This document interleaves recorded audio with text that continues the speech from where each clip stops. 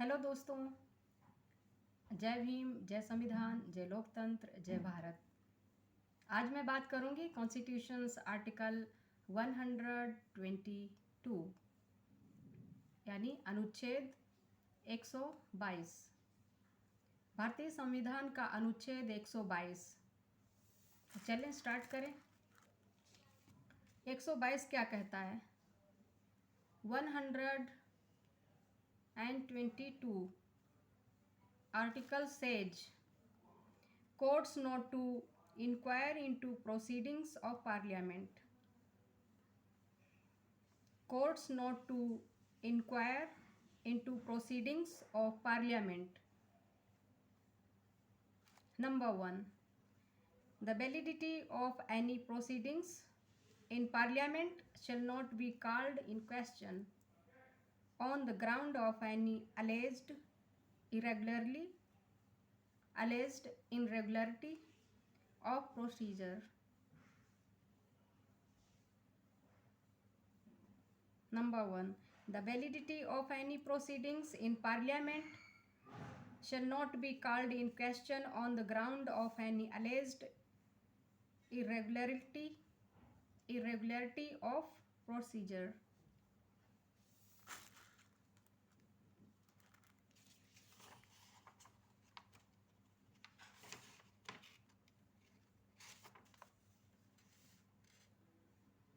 Number 2.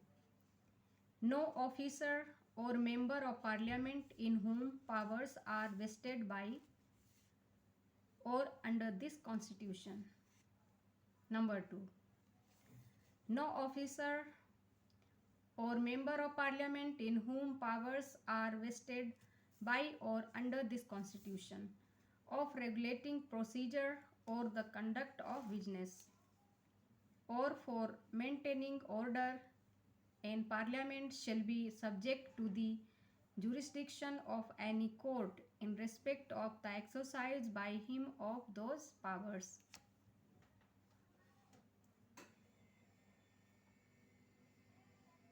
Chapter 3rd. Legislative powers of the President. Legislative powers of the President. अध्याय 3 राष्ट्रपति की विधायी शक्तियां।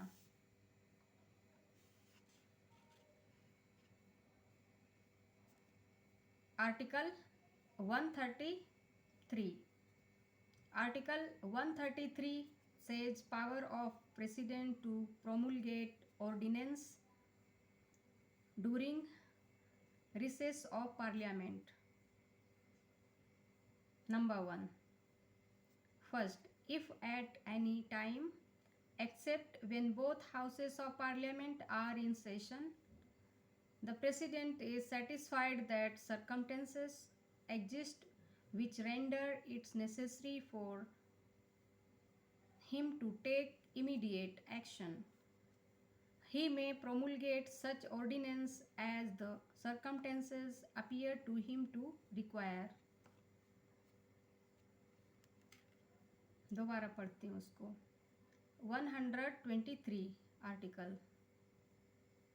Power of President to promulgate ordinances during recess of the Parliament. Number 1. If at any time except when both houses of Parliament are in session, the President is satisfied that circumstances exist which render it necessary for him to take immediate action, he may promulgate such ordinances as the circumstances appear to him to require.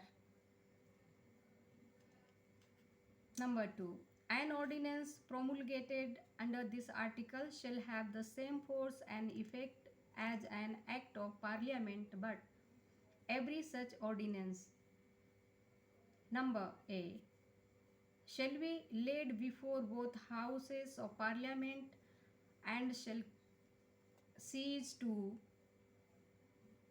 operate at the expiration of 6 weeks from the Assembly of Parliament, or if before the expiration of that period resolutions disapproving it are passed by both houses. Upon the passing of the second of those resolutions, and b may be withdrawn at any time by the President. Explanation. Where the Houses of Parliament are summoned to reassemble on different dates, the period of 6 weeks shall be reckoned from the latter of those dates for the purposes of this clause. Number third, if and so far as an ordinance under this article makes any provisions which a parliament would not under this constitution be competent to enact, it shall be void. Explanation.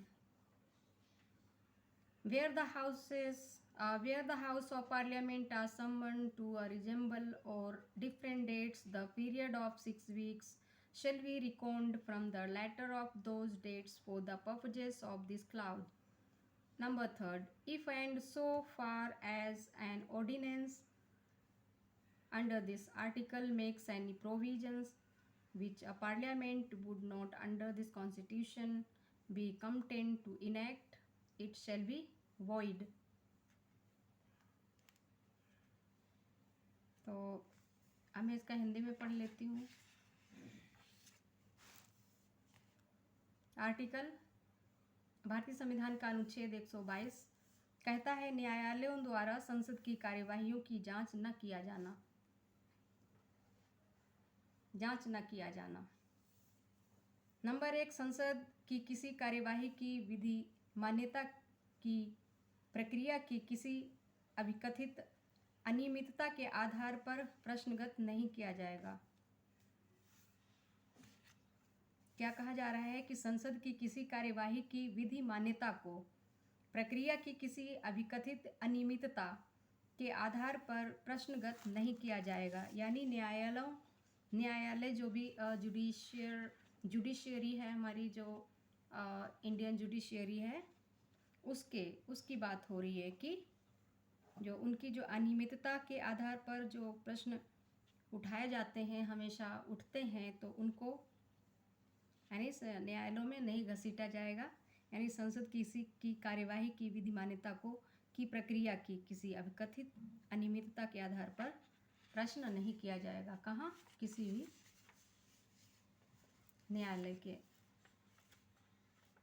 भी न्यायालय में। तो number 2, संसद का कोई अधिकारी या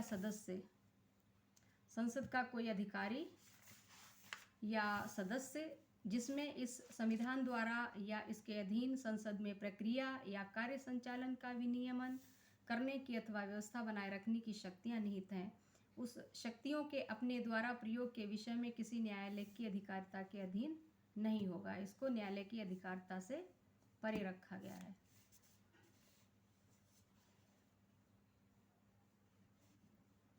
अध्याय 3, राष्ट्रपति की विधायी शक्तियां। अनुच्छेद 123, संसद के विश्रांति काल में अध्यादेश प्रख्यापित करने की राष्ट्रपति की शक्ति। जो अध्यादेश है वो जारी करने की, जो प्रख्यापित करने की जो शक्ति है वो राष्ट्रपति के पास है। नंबर 1, उस समय को छोड़कर। कौन सा समय? जब संसद के दोनों सदन सत्र में हैं, जब दोनों संसद जो पार्लियामेंट के दोनों सदन लोकसभा और राज्यसभा सेशन में होते हैं, तब उस समय को छोड़कर। यदि किसी समय राष्ट्रपति का यह समाधान हो जाता है कि ऐसी परिस्थितियां विद्यमान हैं जिनके कारण तुरंत कार्यवाही करना उसके लिए आवश्यक हो गया है, यानी ऐसी परिस्थितियां विद्यमान हैं जिसके कारण तुरंत कार्यवाही करना उसके लिए आवश्यक हो गया है, तो वे ऐसे अध्यादेश प्रख्यापित कर सकेगा जो उसे उन परिस्थितियों में अपेक्षित प्रतीत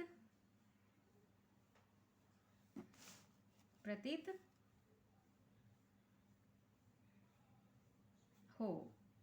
नंबर 2, इस अनुच्छेद के अधीन प्रख्यापित अध्यादेश का वही बल और प्रभाव होगा, वही बल और प्रभाव होगा जो संसद के अधिनियम का होता है।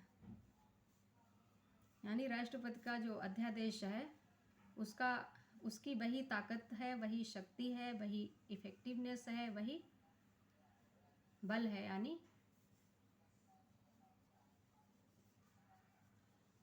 वही फोर्स है, यानी पावर है। बल का मतलब वही पावर है, वही इफेक्टिवनेस है, वही इफेक्टिव यानी प्रभावी तरीके से होगा जो संसद के जो अधिनियम होते हैं उनके तहत होता है। किंतु प्रत्येक ऐसा अध्यादेश अवधि की समाप्ति से पहले दोनों सदन उसके अनुमोदन का संकल्प पारित कर देते हैं, तो इनमें से दूसरे संकल्प के पारित होने पर परिवर्तन में नहीं रहेगा। यानी पहले दोनों सदन उनके अनुमोदन का संकल्प पारित कर देते हैं, तो इनमें से दूसरे संकल्प के पारित होने पर परिवर्तन में नहीं रहेगा। और नंबर ख, राष्ट्रपति द्वारा किसी भी समय वापस लिया जा सकेगा।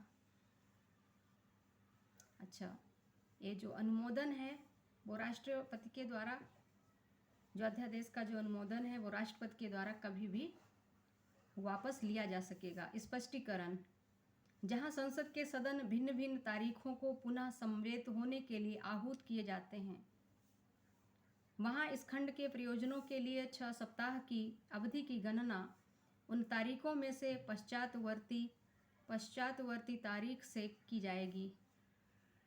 यदि नंबर 3, यदि और जहां तक इस अनुच्छेद के अधीन अध्यादेश कोई ऐसा कोई उपबंध करता है जिसे अधिनियमित करने के लिए संसद इस संविधान के अधीन सक्षम नहीं है, तो और वहां तक वे अध्यादेश शून्य होगा। यानी जिसे अधिनियमित करने के लिए संसद इस संविधान के अधीन सक्षम नहीं है, तो वहां पर वे अध्यादेश शून्य होगा।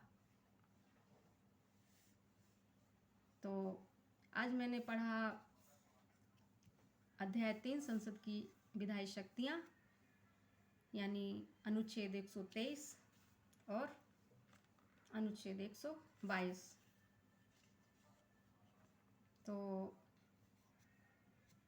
कल मैं पढ़ूंगी अध्याय 4 संघ की न्यायपालिका, जिसमें मैं बताऊंगी उच्चतम न्यायालय की स्थापना और गठन। अनुच्छेद 104 पढ़ूंगी। अनुच्छेद 124 पढ़ूंगी, अनुच्छेद 124 पढ़ूंगी। अभी मैंने 122 और 123 अनुच्छेद को पढ़ा है। तो मेरा जो चैनल है उसको सब्सक्राइब करना ना भूलें और share, like and comment please. आज के लिए इतना ही। कल मिलती हूँ नए अनुच्छेदों के साथ। तब तक के लिए नमस्कार।